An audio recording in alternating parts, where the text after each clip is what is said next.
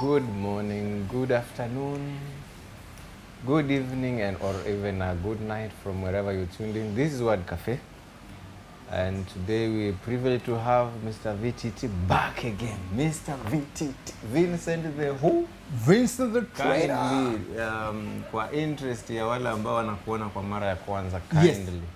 Yes. Ladies and gentlemen, friends of Word Cafe, I'm yours truly, Vincent the trainer. You can call me VTT. If you send me M-Pesa, you'll see Vincent Ochembo. I'm glad to be back on set with Word Cafe on this live stream. We are glad to have you on board as we do these discussions, which are meant for personal development. Karibuni sana, always a pleasure. Today I want to begin by some, is it good news or ni sporting? Hivi vitu inafanyika huku Tokyo. Yes, Tokyo Olympics. Huyu ni Mkenya. Unamuona bwana? Ferguson Rotich. 800 meters. Finishing fast. Yes. Okay. Great news. Leo social media. Great news. Media. Then we also have a Kenyan. Kuna in the another 100 Kenyan, meters. yeah. Ferdinand Omanyala, right?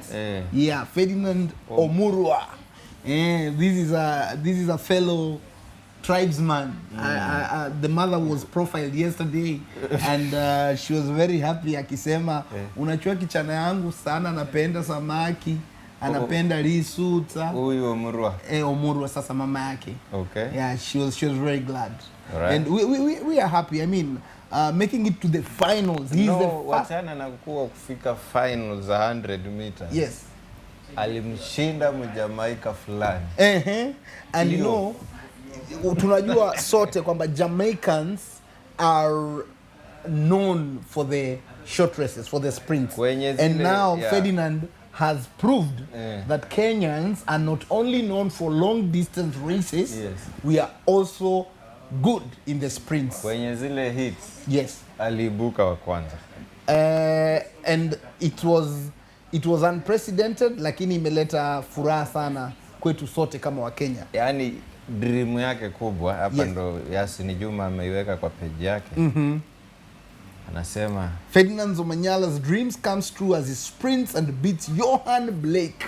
Wewe unajua Johan Blake of Jamaica. I've watched his races. My friend, this guy is fire.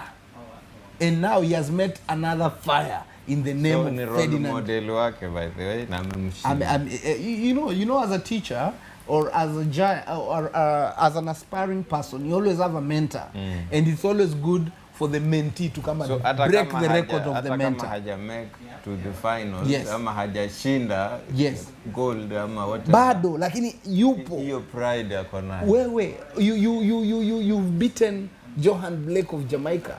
That does not come easy. That's a lifetime milestone.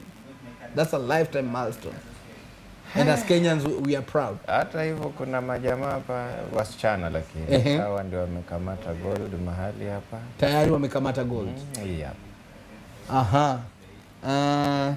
Kien. Jina yake kamili ni jina ngumu hivi. Hyvin Kien finished on top of this round one of the 3,000 meter steeplechase. Good news. This is very good news for this country. It's great news. Okay. As much as one of our sprinters also was caught into the doping when they did the test. Wanasema kuna traces zilionekana pale ndani. Kini walishindwa kuprove kwamba anatumia. Which of course is something good. And now with Ferdinand doing us proud, nadhani itabadilisha zile fikra kwamba maybe he had done some doping. But as a country, Wakenya waliwacha doping. As a country, we are very proud. We are very proud of our athletes. They are raising the Kenyan flag pale juu, and as Kenyans we can only say, "Oi, oi." But before the races, something happened at the what we call Olympic Village. Yes. The sleeping equipment ama materials ama apparatus. Nasikia Wakenya walipewa ile one person kwa kitanda na ziko na sensors so that you don't like you sleep watu wawili. Hakuna sleepover. And did we have any of them who wanted to do like double? Because that is a residential training, you're supposed to sleep alone. You've not gone there with your partner. So lala peke yako.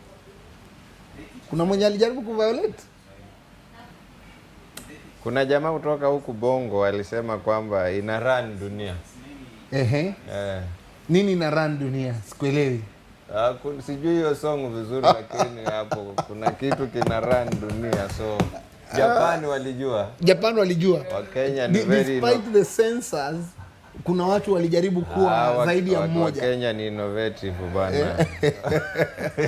But then again, you've gone for the Olympics. You should, you should not divert the energy that you need on the track by doing something else. Do you know, I was following the documentary of the former world record holder of the 1,100 meters sprints, the one and only Usain Bolt.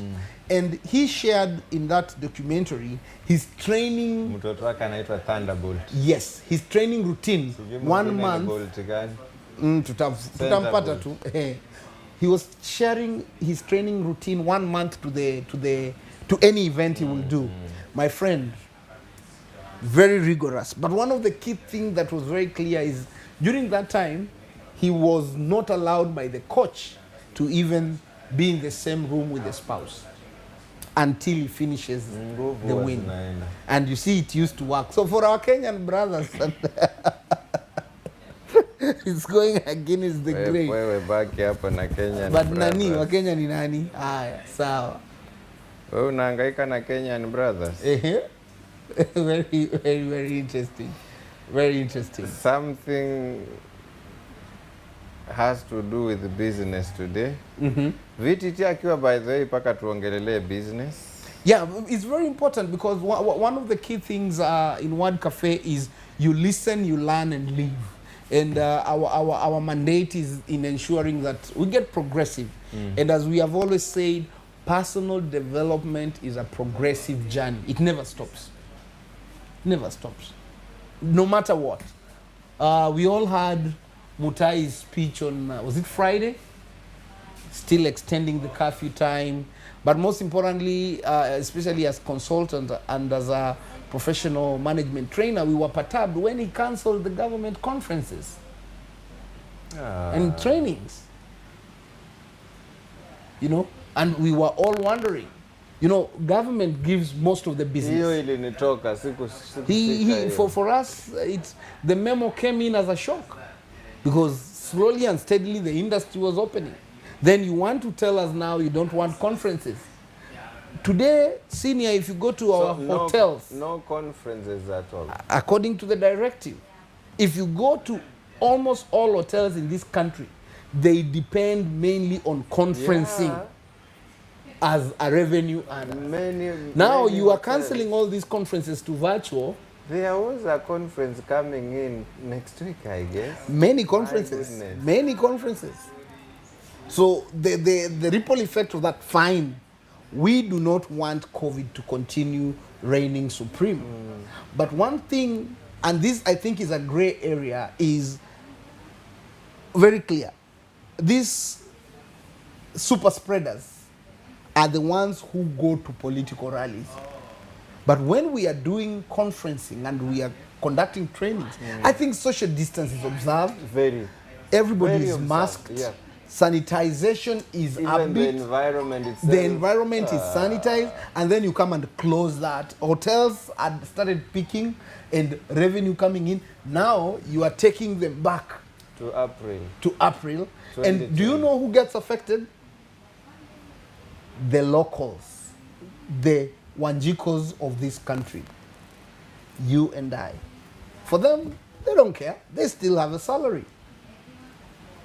With security? With security.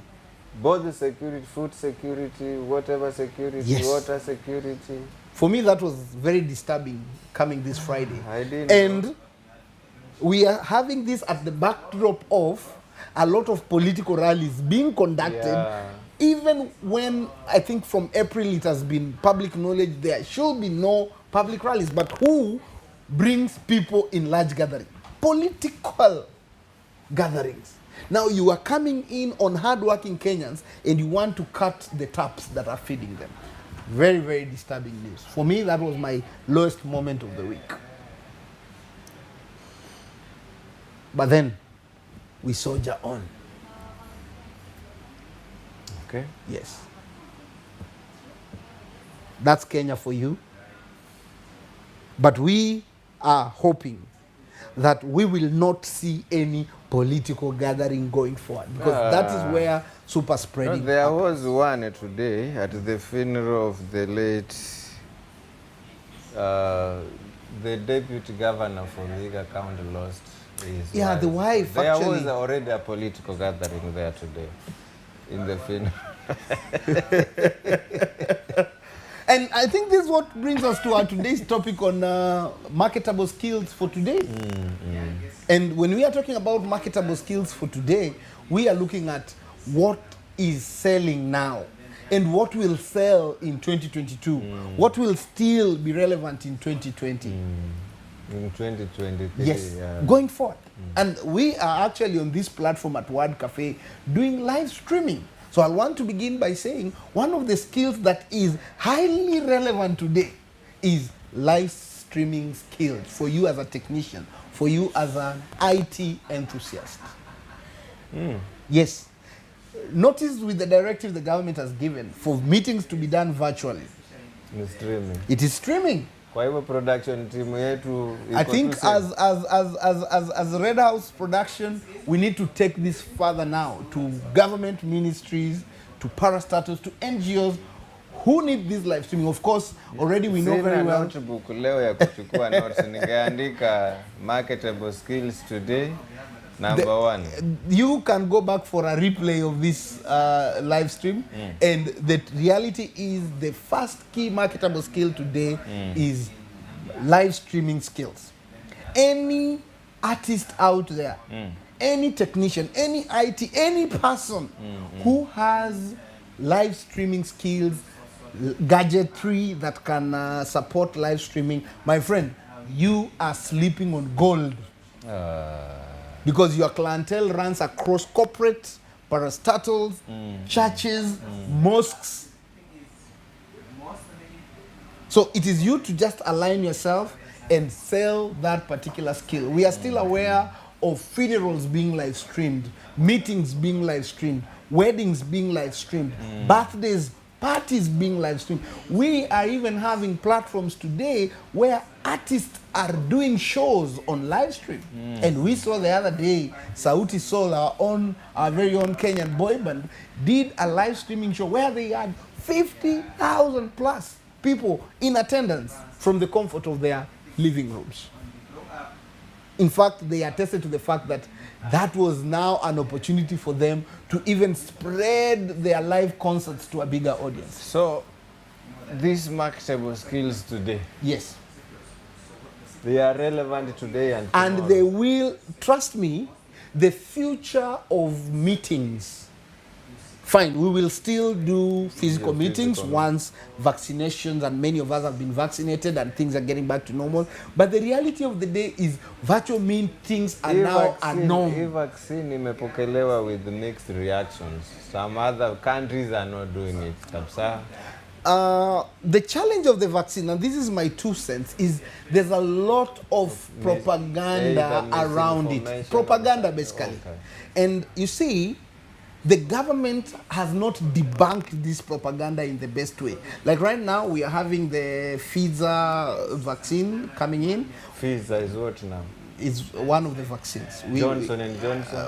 It's also, according whatever. AstraZeneca. Ilo. Initially, we've been using AstraZeneca, but now we are getting Pfizer.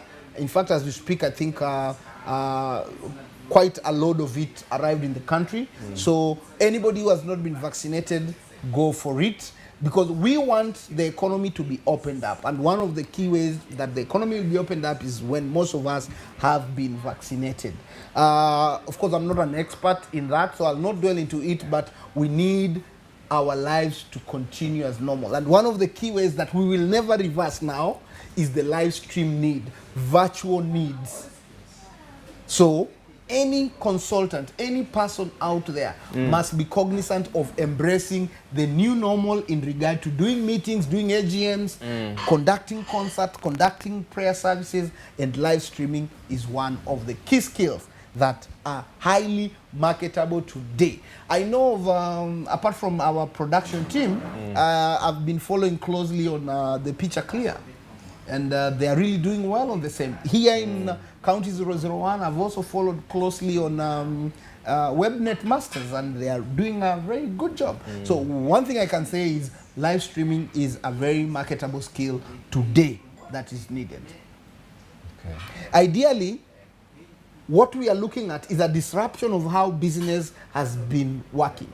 We are seeing a disruption of the skills that are working today. The other area of exploitation, which is highly marketable today, is being a YouTuber. And being a YouTuber is about content creation. And I'm happy that Word Cafe is one of the institutions today in County 001 and Kenya as a whole that is churning out content through the show we have with our historian Stambuli, yes.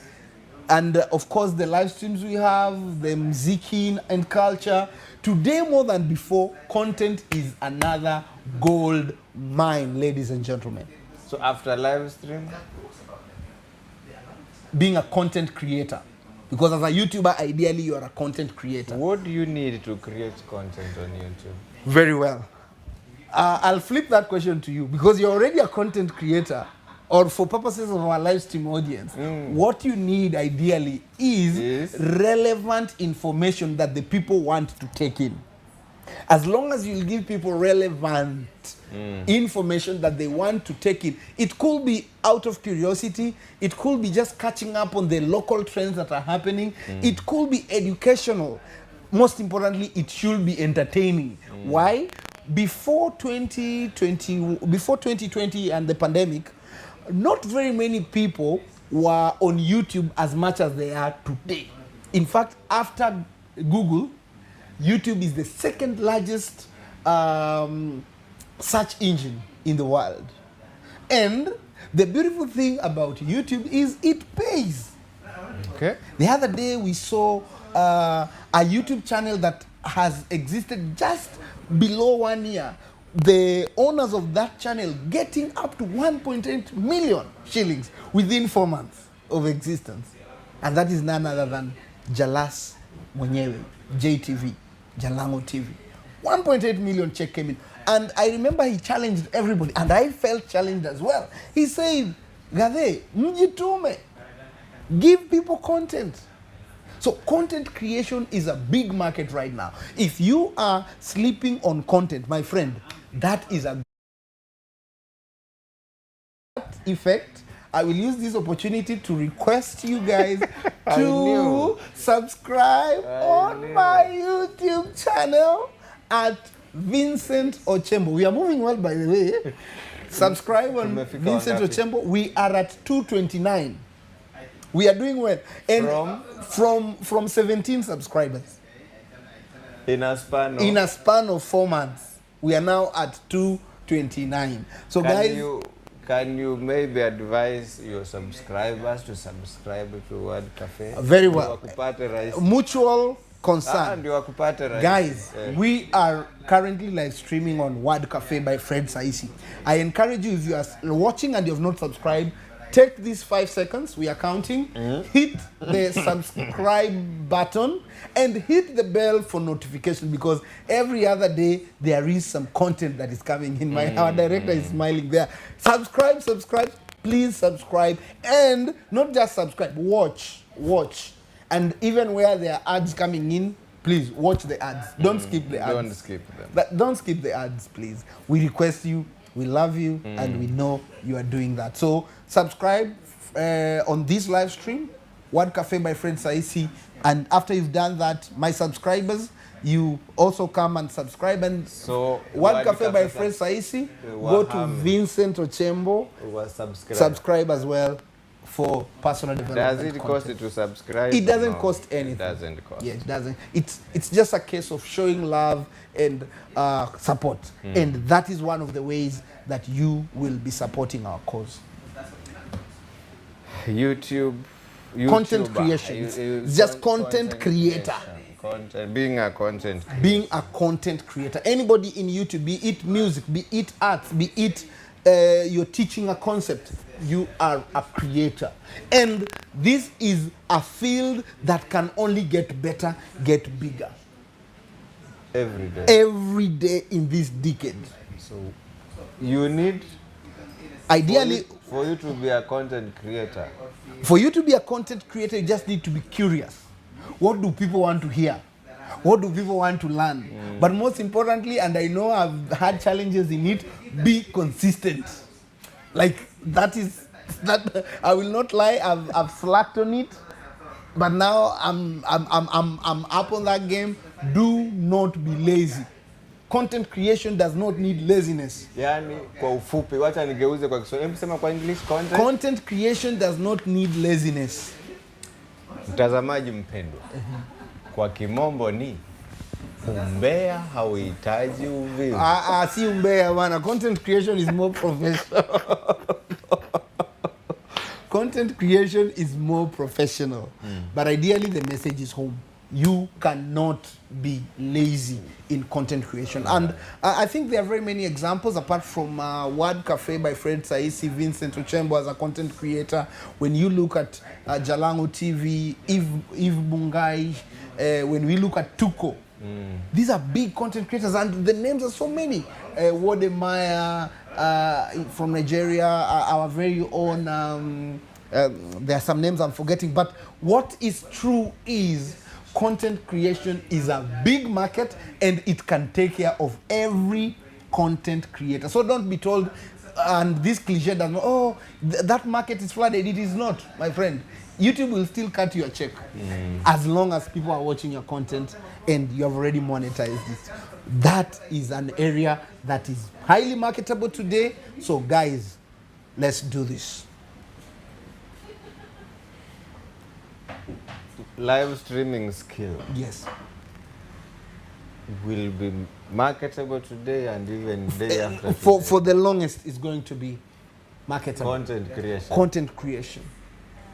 That is a skill. That's a skill. By the way, people don't know that you don't need equipment to be a content creator. Yes.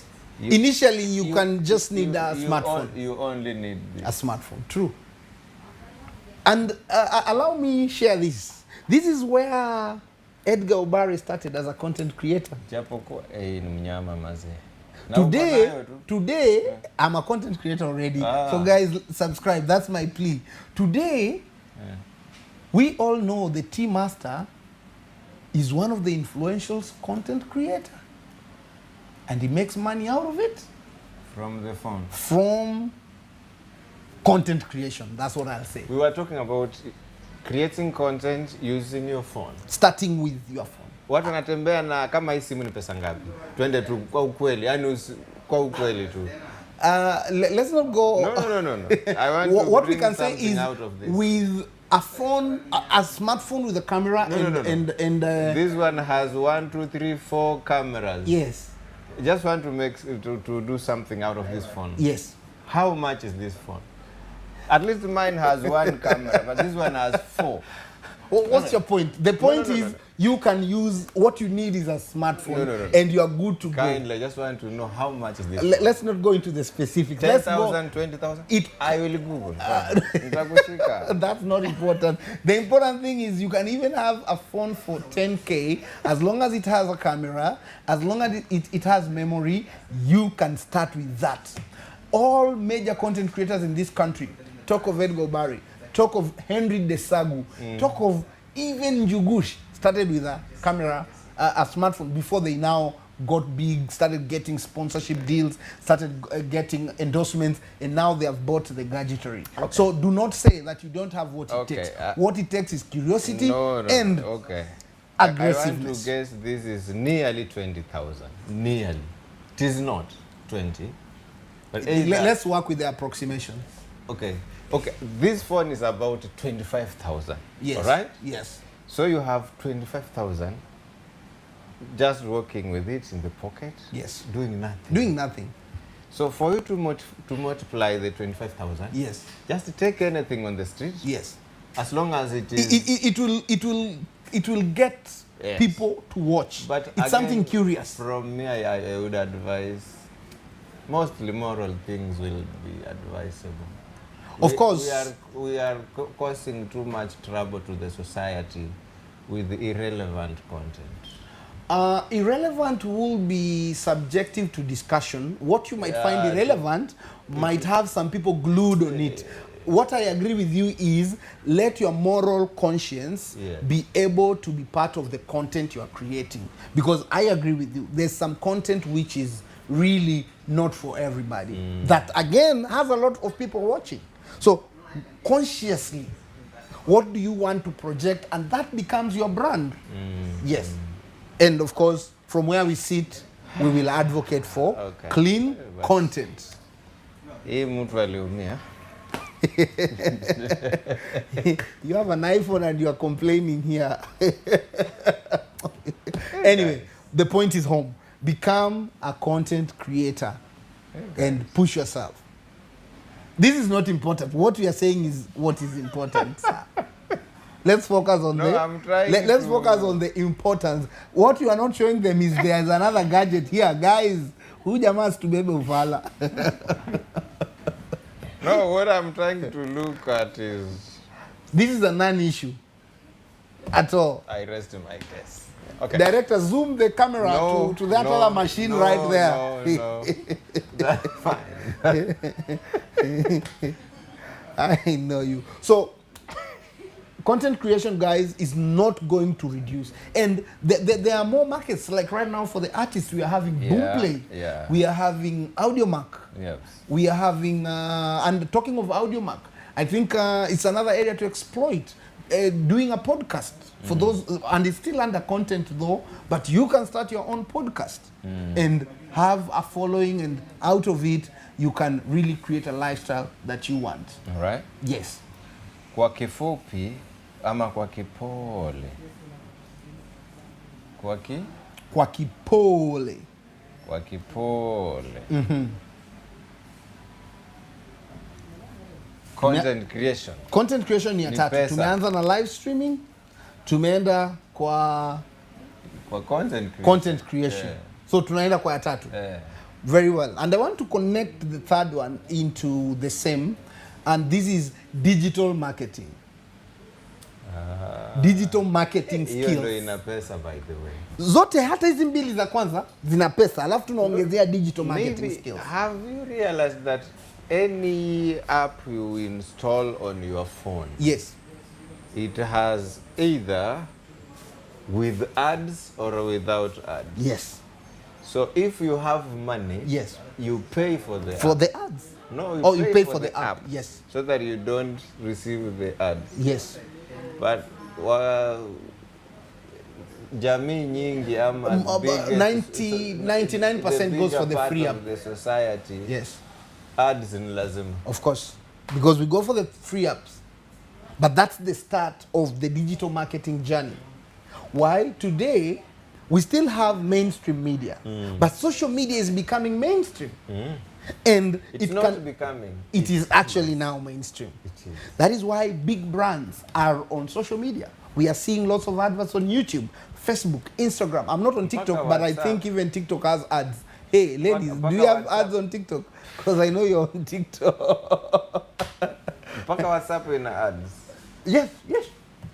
So that tells you where the revenue is coming from. So what are we saying? How are you aligning yourself to have these skills to do the digital marketing? And it is simply as being able to have the skills. I'll tell you something. Before the social media thing, Yes. people used to pay like a radio station or a TV station. to, Those were the main, to or a pass- billboard company. Yeah, to pass. No. Forget about the billboard. To pass information about PTA, CG board of directors. Yes. Muhwea secondary Hey, school. why are you going to my village? Invites you. My village, I man. didn't know. It is my village, and I love it. Muhwea people, big up, from Muhwea to the world, to the world, to the world. Yes, we're here. So My village is represented. okay, PTA chairman sijui board ya Mukwea Wanawakumbusha Technical wote. University, mkutano Yes. siku ya Jumamosi. That is no longer happening. Today you only need a text on WhatsApp. That's and it. that is it. And that's it. It will be some buzzword everywhere. Social media is Social media becoming is powerful today, very powerful. it's now the mainstream. It is. Look at all these big brands. Coca-Cola, Safaricom, Word Cafe. Word Cafe. Hey, I'm loving that. PIC Limited. We are all embracing social media marketing. Why? Because that is where people are. Statistics have shown a That Kenyan adult will browse their phone at least on the list 71 times a day. So get them there. let me maybe begin by inquiring from our producers and directors. Yes. It should be more than 71. That's the minimum. Oh. Data shows that's the minimum. Kwamba an adult, any adult in this country from the age of 18 will check their phones minimum 71 times a day. But watu wameanza kudevelop shida ya shingo na hizi simu. Of course, challenges will come out of it. Oh. But to maintain our context here is the fact that people are on their smartphones, so Okay. we just need to get Sijui them there. kama- Actually, that's the right Sijui kama- posture, and that's already a business opportunity because you can create a spine cord filler to always deactivate people once they are bending too much. It pinches them, maybe you attach it somewhere here, and it returns people on the upright position. That's another marketable skill No, that we need to maybe have. you make something they can put on the wall behind so that it straightens the neck. Anyway, Hence, it's a business opportunity. But digital marketing skills Digital marketing. are really essential. yeah, like if you were to be hired today as a marketer or in the sales and marketing department, Yes, it is now a requirement. it is. And you know, the beauty of the digital marketing skills is once you've perfected how to do it, you just need to approach any company of your choice and go and tell them, I can create a funnel for you. I can bring traffic to your website. I can bring traffic to your stores. Give me a trial. And if I hit the numbers, this is the percentage I want. Have you noted the flip there? You can determine your paycheck by having this skill. Hata ukasema 2%. You even whatever, you will just go and tell them, guys, I've been following your products, I've been following your services, these are your numbers, I can take these numbers from here to here. Give me an opportunity, just 1 month. Then once I convert, you will give me a check. Notice, you're not even asking for a salary. You are going there to earn a commission, which will be benchmarked on the the sales that you will drive to them. I know of young people who are making a kill out of them having the digital market skill. Which business doesn't want clients? Everybody. Which business will refuse to cut you a check and you have already brought clients who have paid for their services and their products? Uko sawa, lakini sasa ni kama imeisha ama Bado tuko na dakika zingine kama 25, tuendelee.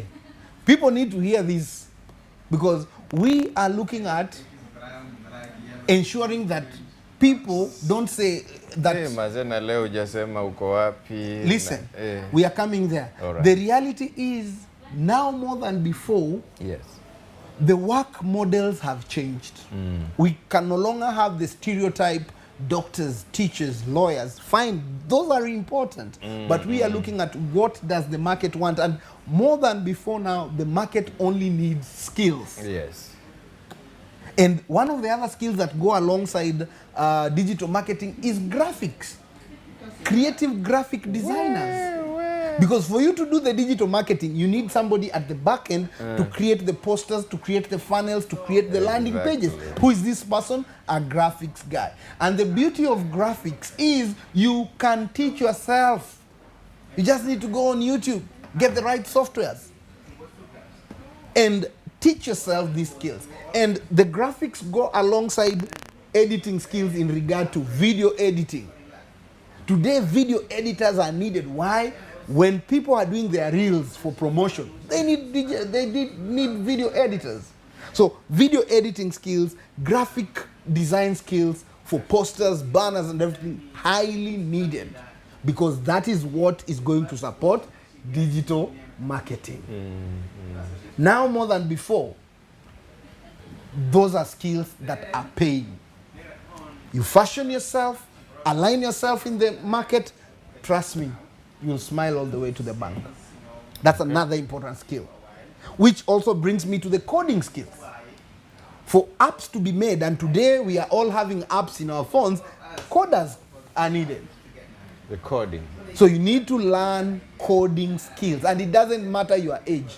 It only needs interest. So mambo ya kupeleka mtoto kusomea cherehani, kukua carpenter. Zipo bado, we will still need furniture, and good furniture for that matter. We will still need good bespoke tailors who will do us. By the hata ni vizuri umezileta. You see, ukisema cherehani unaifanya inakaa mbaya. Today there are suits that go for $2,500. That is 250,000 Kenyan shillings, my friend. And people are buying. There are suits for the normal mwananchi, normal middle class, goes for 7,000, goes for 10,000, goes for 15,000.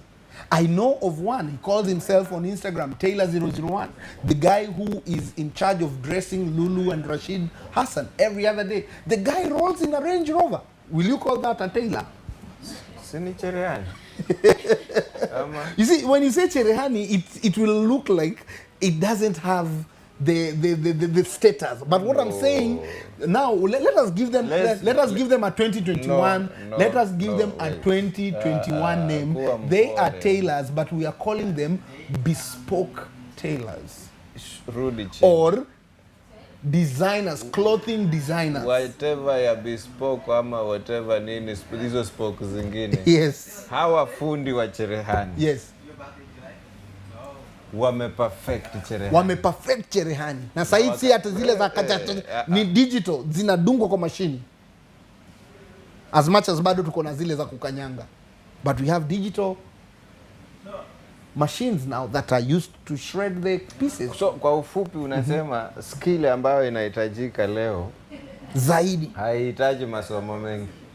Ama all these skills, the beauty of all these skills, by the way, they can be self-taught. Azitaki nini PhD. They don't need a degree, they don't need a diploma. But I am a proponent of people going to school, because when you are able to get that certificate, that diploma, that degree, what it shows is you are teachable. Because all these skills, senior, they need teachability skills. For me today to sit down and learn how to edit a video, I need to be teachable. For me to learn how to do graphics, I need to be teachable. For me to learn how to do bespoke suits, gowns, I need to be teachable. And that is why we are emphasizing on going to school. Whether you go to a TVT, whether you go to a university, it's teachable skill. Yes. Kwamba ili ukue MCA mpaka ukue na degree. Asiwaliangusha. So haikupita. Sijui degree ya MCA. No, for me, my take on all that discussion is this. You see, you cannot go past legislation if you don't understand the intricacies of that legislation. So, as I have said, going to school is just a sign to show you are teachable. How many of us are doing what we learned in college? Very few. Very few. But we are able to do other things because we showed that we are teachable. That's why I can learn video editing. That is why I can learn graphics. That's why I can be a content creator. That's why I can be a management trainer. Teachability. So, as long as you are teachable, you have the what you call the emotional intelligence. And you brought here the beautiful lady who did a very good conversation on emotional intelligence. Harry Mimi. So being able to attune yourself to what can I bring to the market space through your teachability, that is what matters. I was listening to a certain big DJ in this country, and he learned all his DJing skills himself by just going for gigs, and he had a friend DJ who would allow him on the set. And he learned how to do this. So you must have a teachable spirit for you to be relevant in 2021 and beyond. Coding skills, you can learn them yourself, but most importantly, you need a mentor who will guide you so that whatever app you're bringing is very good. I know of the guy who did the Nairobi County payment. This guy never did a PhD in the content that is needed for such applications. It is just curiosity, exposure. And now the system that is being used by Nairobi County and many other counties, it is the guy who did it. So what are we saying? Coding skills will continue being needed even as we move to the end of this decade. So this is a highly needed skill. Yani ni moto wa kuotea mbali ama? Wa kuotea karibu. Because close by with coding, we are also talking of having right analytical skills. Today, analytical skills are needed. Why? Because data has become very powerful. How is Facebook making its billions? Connected to WhatsApp and Instagram. It's data analytics. So data analytics is the new frontier again today. Hiyo itanipita. Hiyo ya kuanalyze data hiyo. Inaweza ikakupita wewe, lakini as long as somebody else is interested, that is a frontier that is needed. And to make it easy for everybody as well, because somebody might say what data analytics is. If you're curious, you just go and check what is needed for you to be a data analyst. Of course, that's why I said you need a teachable spirit so that you can learn some of these concepts. But most importantly, coining it round in regard to the word entrepreneurship, because this is now a space where many people can get their bread and butter in, is by looking at where you are and the needs of the society that you are in. We cannot exhaust all the marketable skills today, but we can sum it up by have that entrepreneurial spirit. And I like what one radio presenter shared the other day. You should not wait to be paid 12 times a year. And I found that as a very good challenge. And he was challenging everybody. Hapo aliharibu mahesabu. Yani inakuja paka kwa reality kwamba ina only unalipwa mara 12. And yet you can be paid daily, you can be paid weekly, you can be paid after 3 days. You can be paid even 100 times per year. Exactly, you decide that. And how will you be paid frequently? By giving the market what it needs. So whatever environment you are in, whatever industry you are in, look at how best can I still add value to people. And people will always pay for value. So whether you are selling in a grocery, give people value. Whether you are doing the clothing, give people value. Whether you are doing cereals, give people value. Where you are, whatever industry you pick to be in, just give value. And one thing I will want to emphasize here, and the skills I've shared, you'll notice they have one denominator. They can reach very many people. Ensure whatever you trade in can reach a lot of people. That is how the skill will become scalable and benefit you at the end of the day. But don't get out looking for, I want to make money. Look at it from a perspective of, I want to give value. And as long as you give value, it comes back to you. Automatically. Automatically. Money will come. It will follow you. Miujiza, yani? Hakuna miujiza pale. Hakuna. Ni reality. It's a reality. It's a reality. There's this guy. Let me give a few examples that Kenyans can relate with today.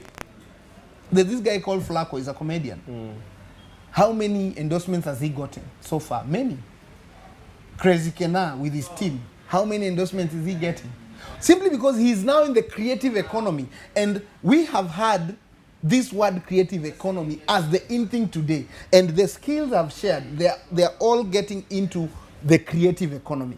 Whether you are a content creator, you're in the creative economy. Whether you are on streaming. On streaming, you're on a creative economy. Coding, you're on a creative economy. Digital analyst, you're on a creative economy. Digital marketing, it's all creative economy. So indeed, creative economy is big, and it's today. It is the present. My friend, align yourself in it. You'll thank me later. Okay. Yes. Kuna hii skill watu walikuwa wamesoma ya ujenzi wa nyumba. Yes. Unajua ime-evolve mpaka ime-change. Sana. Watu walikuwa wanatumia mbao, mawe. Nini. Yes. Sasa kuna kitu inaitwa gypsum. Gypsum. How many people want, even where we are seated, there's a lot of gypsum surrounding us on the interiors. Look at it. I wish the camera could be rolling. How many people have built houses and now they are calling creators who can do them gypsum interiors to come and beautify their houses. Kuna jamaa moja alispecialize kutengeza Volkswagen Beetle. Unajua Beetle? Yeah, the classic cars. Ile mzee Kobe. We used to call it dukuduku or what? No, back in the days. No, mzee Kobe. Budu. No, ni mzee. Na ijua ndio mzee Kobe. Yeah. They are known as the classic concierge cars. Concierge. Yes. Huyu bwana, he only specialized in those, if not a Beetle or either a Kombi or a Beetle. Or a Beetle. Unafikiria ako kwa market sai? Yes, because we still have those collectors who have the Beetles. How many? They are few, but they are highly tuned. Okay. Collectors are tuned people. For that thing to get spoiled, it takes about 2 to 3 years. Of course, that will now get you out of business. Maybe talk to these guys who have specialized on one old skill. Guys, as we've said, the world now is under the creative economy. And we have just touched the tip of the iceberg in regard to the skills that are needed. Fundi wa radio. Fundi wa radio, bro, sahi uhitaji to it should not be your only skill. You need to be able to now get in and realize today we are now very much digital. I used to be one. I knew how to drop it. I knew how to make radios. Yes. Who is listening to a radio these days? Wait, honestly, people have music systems and they rarely get spoiled. So you see, you had to now get into the creative economy, and kudos for that. So you have asked me to speak to those guys who are still holding on to skills that are way past. So why should you speak to the guy who is that kilometers away while you can... There's one here. Bro, I used to... I know you have already embraced the digital economy. So kudos to that. Let me tell you something. I used to repair these things. Yes. But then a time came when I opened one radio and I could not understand anything inside. That is when I knew things have changed. Yeah, and today you cannot repair, even if you have your so-called the smart TV. Yes. When the screen breaks down, there's no repair. There's no repair. You have to buy a new one. So yes, this technology is pushing so many things away. I agree. And as it's pushing things away, it is creating new frontiers. So be in the new frontier. People used to change their batteries in their phones. Today, you need a skillful person to change the battery. You see? And what is happening now, there will be no changing of a battery. Going forward. Neither opening of the phone. No. Yeah, it can beat, it dies and you get another one. Just get a new phone. It dies, you die. You don't die, you get a new one. You don't know to move progressively. You don't know people.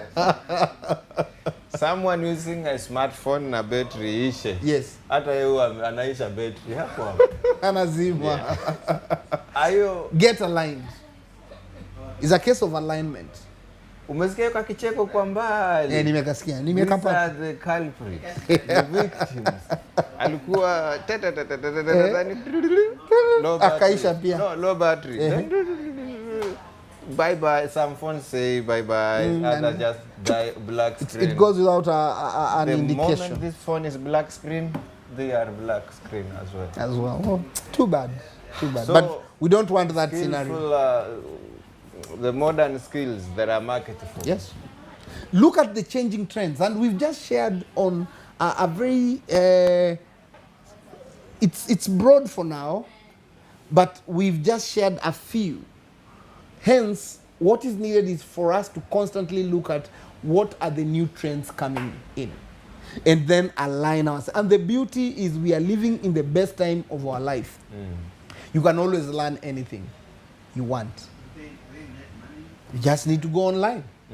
You just need to see where the wave is going to, and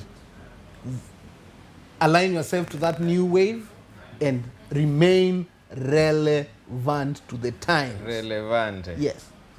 I'm told even on those traditional careers, like even law. Today we are having digital lawyers in regard to robots that you can go to some websites and they will give you all the litigations you need to understand. Robot. Fine, we will not eliminate the lawyers per se, but we are having a situation where it is now easy to understand matters law digitally. The same way, back in the days, you couldn't know what is contained in a particular medicine. Today, when you are even going to the hospital, you have an idea of what medication the doctor will give you. Because you'll simply need to Google your symptoms. And even the medication you've been given, you can check to see if it is favorable for you. So what are we saying? Even the medics, engineers, lawyers, teachers, they must be progressive to align to the needs of today. That's why even our educational system is currently being aligned. Break. Ladies and gentlemen, VTT anasema yuko Bustan Restaurant. Oh, big up to Bustan, the home of pizza. Yeah, this is a right place to come take a very nice pizza, very delicious, sumptuous meals. On a Sunday, you buy one, get one free, and it's a big pizza. My favorite is siponi vizuri. Guys, the pizza here is amazing. Very, very, very, very delicious. So your favorite pizza is? The one with chicken. Is it chicken peri peri? Or is Mary Mary? No, peri peri, bwana. Yeah, peri peri. Yes. Actually, for home deliveries, you can call 0700 92 92 27. Bustan. Hata kama uko Nyali, uko Kizingo, it will come. It will. The number to dial is 0700 0700 or 0700 92 92 27. Sema kwa Kiswahili. Haya, twende. 0700 9292 27. Na mbona usiseme 0702 92 mara 2? Utakoroga watu hata ishika. Itakuwa ngumu kuelewa. Itakuwa ngumu sana kuelewa. Aieleweke. Ukisema hivyo kidogo itatatiza ndimi. Ndimi itatatizika pale. Kwa Kijerumani nono. Basi nimeachia. Habari ya mjini, Bustan Cafe is the place to be. Ukiwa for mjini all delicious opposite Makadara Ground. Yes. Utawapata wakiwa wamejaajaa pale. Au sio? Bila shaka. Can we wind up this thing by the way? Bado dakika ngapi director wetu? Dakika 5. 5 nyingi, 5 nyingi. Yes. 5 nyingi. 5 tena. Kuna mtu anasema 5 tena. Wale wa 5 tena wamekwama. Na BBI pia imekwama bado. Without diverting, okay, tunapomalizia, I want to encourage everybody that the grain is shifting. Shift with it. Kwa Kiswahili? jinsi dunia tunayoishi The grain is inayobadilika, na explain bado jinsi dunia tulio ndani inabadilika, na sie pia tubadilike, ili tusijipate kama Everready shika paka power, hatuna power tena. That is exactly what I want to say, even as we come to an end. But most importantly, ensure that you align yourself to the creative economy. It is so big, it's multi-billion dollars, so it can feed everyone. And one person said, the world has enough for everybody's need, but it won't have enough for everybody's greed. So do not be greedy. It's yours truly, Vincent the Trainer. Always a pleasure. Kindly, because we're in the creative economy, follow me at Vincent Ochembo on YouTube. If you have not subscribed on Word Cafe by Fred Saisi, subscribe. Hit that notification button, watch the videos, and let us grow together.